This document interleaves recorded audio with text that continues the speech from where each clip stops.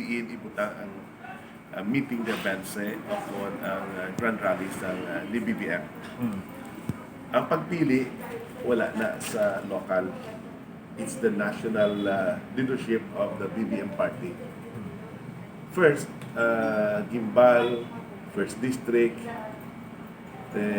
they are all very happy.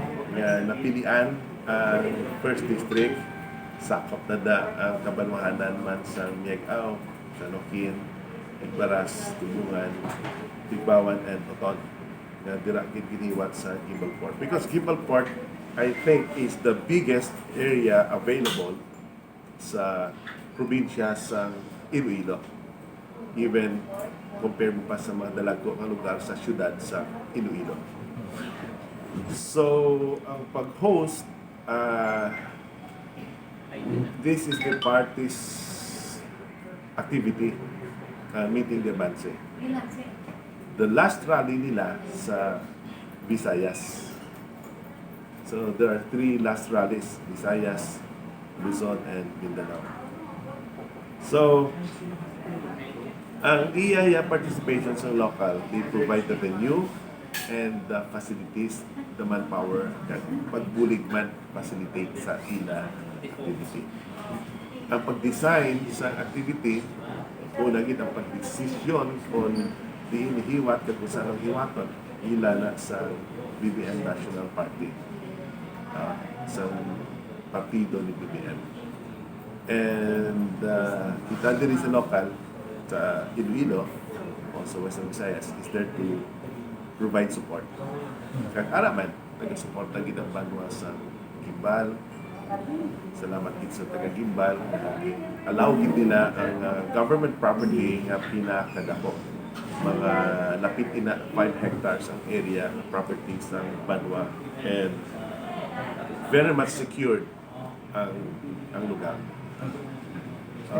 Doon nakita mo man ba lang na migit siya hiwatan sa rally. Estimated ang capacity when you say 4 hectares sa Apol, question ko sa imo, pila ka tao patinduggon mo sa 1 square meter.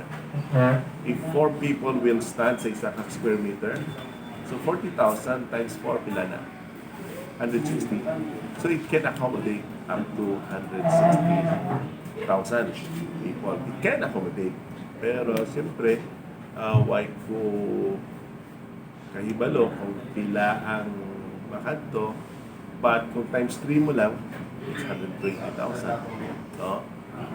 Ang lugar is enough.